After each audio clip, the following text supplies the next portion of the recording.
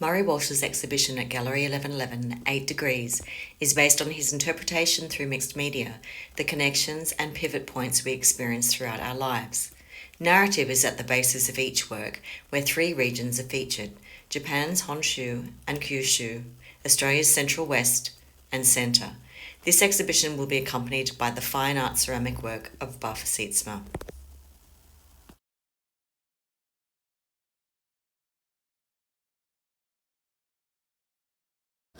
Yes, well, the 8 Degrees came from a suggestion from a colleague who's an engineer, a civil engineer, and I was searching for a connection between 3 different locations on the globe, and she suggested that longitude was probably going to be something close, and as it turned out, there is 8 degrees of separation between the places I focused on in Japan, Central Australia, and of course the Central West.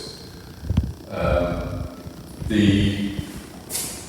Central Australia works came about from a flying visit, literally, to Uluru, and I was really moved by the spiritual nature of that piece of country around Uluru.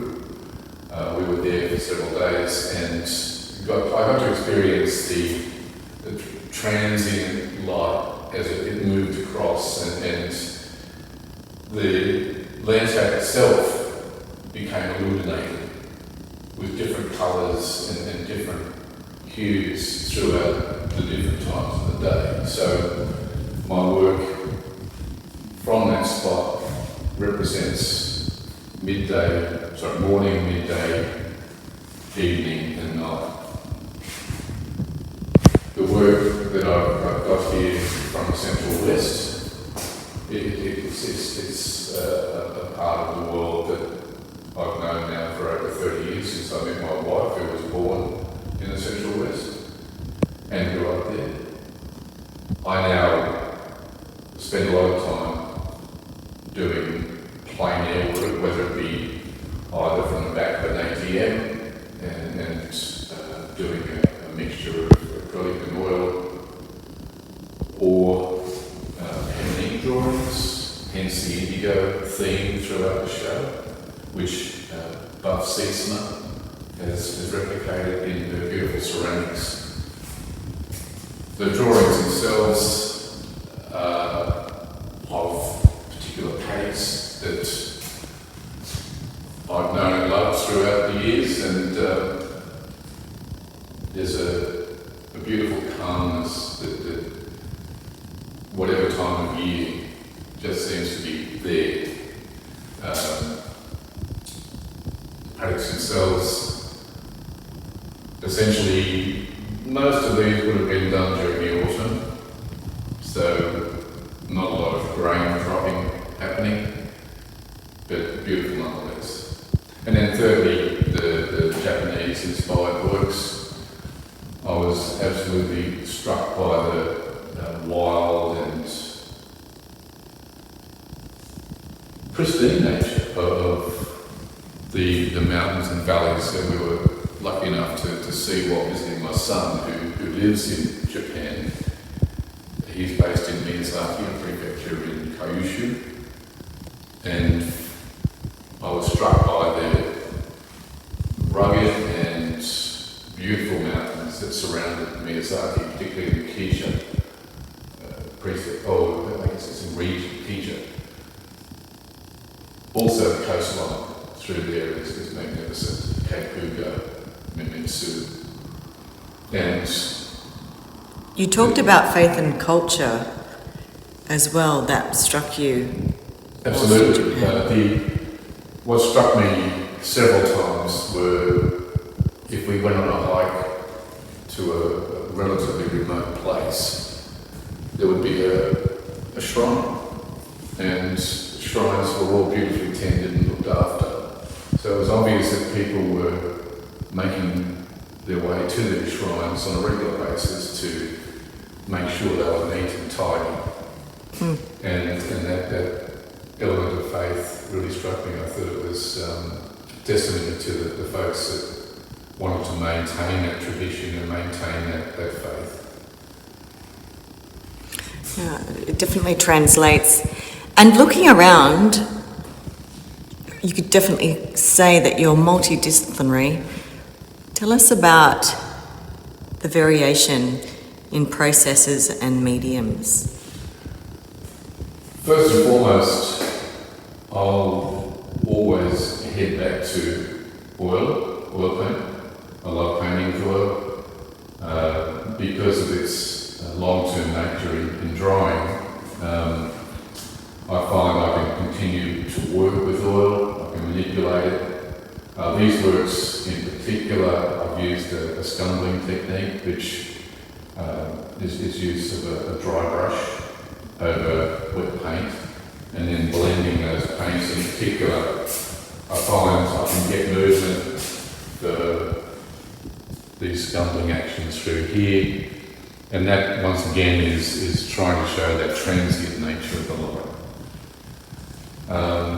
Other techniques, in the wedding tree pair, I actually use a Dremel, which is a carving tool, and I carved into, after putting down an image with pencil, I carved into that image using a Dremel, just giving myself almost an etched feeling to it. I wanted to try and capture this sense of the daguerreotype, because the tree that I focused on, I call it wedding tree because multiple members of our family have had their wedding photos taken in front of this tree. The tree itself would be more than 300 years old, and that tree has witnessed quite a bit of history.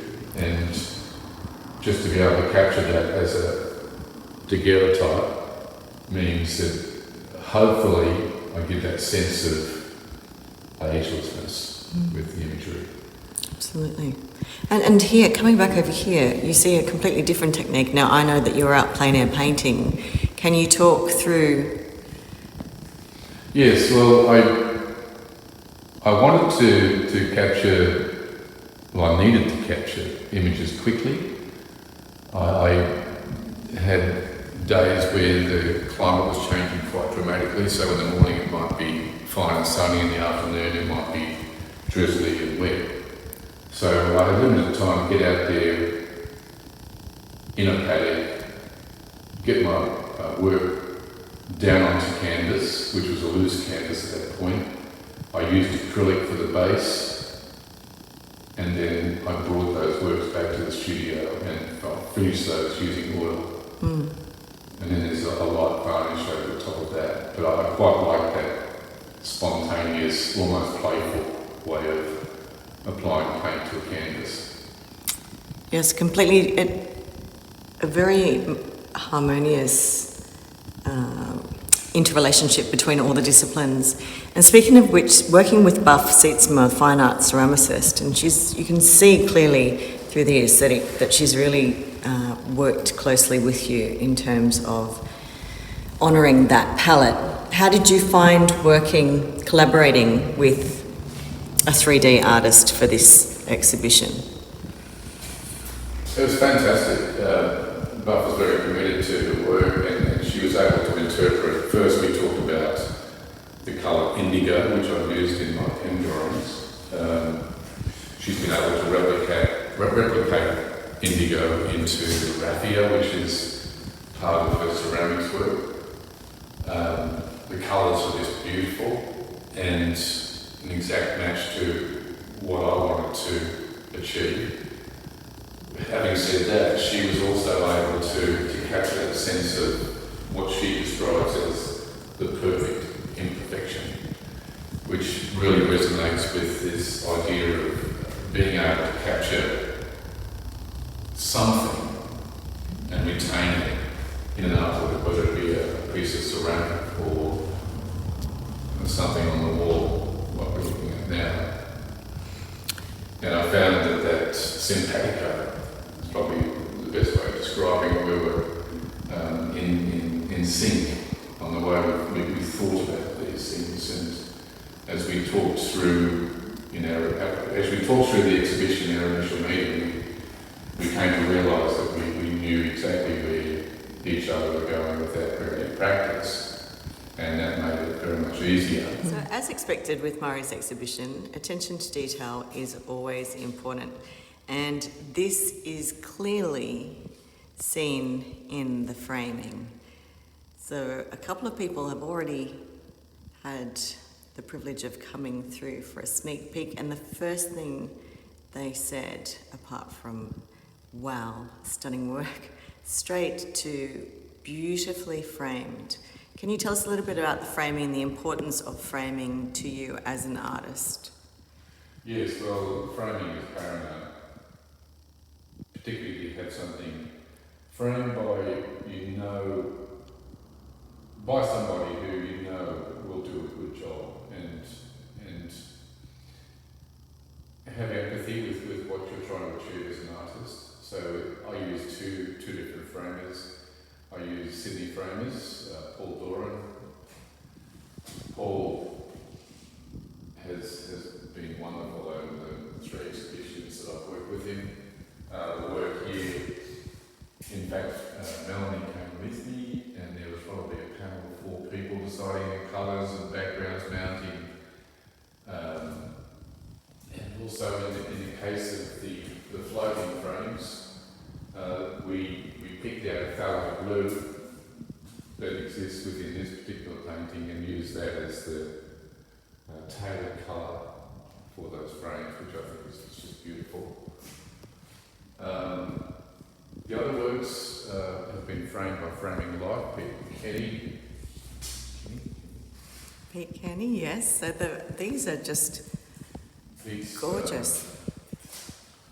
Also been instrumental in being in sync with me on how these works should look, whether it needed a weathered look like in the wedding tree, or the beautifully subtle blue framing for the pen and ink works. Yeah, those subtle gold details. Just absolutely beautiful. So it would be safe to say that different framers offer a different experience. Very much so. Very much so. In that where I had time, I felt as though Sydney framers were able to deliver a considered piece, particularly with the Japanese influence works. I wanted that to be very much a fine art piece. I also want it to be very well protected so that it has a long life as a work. Same with the individual pieces where we've had a tailored approach to the frames. Each work is enhanced by its frame. While some of the works here don't have frames, I've been quite deliberate in painting the edges of the canvas. Which just is such a lovely extra addition to the work. When you come around the side, it takes on a whole new dimension to the composition. This one in particular as well, with the floated paper, gives it such an sort of earthy. Yes, well that work took a long time. It's a mixed media piece using watercolour, ink, gouache, and it's not a very fine paper, it's a handmade paper, which in itself is not a cheap product, but to work with it is just wonderful. You can deal out quite a lot of punishment to it. And the framing for this particular piece, once again, we've reflected the colours from within the work itself.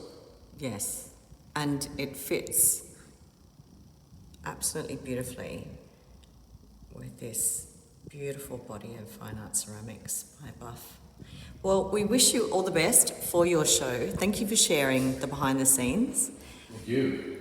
And another great year with Gallery 1111. Yeah, we really look forward to celebrating and having people visit in the flesh to see the stunning details of 8 degrees. Thank you, Murray.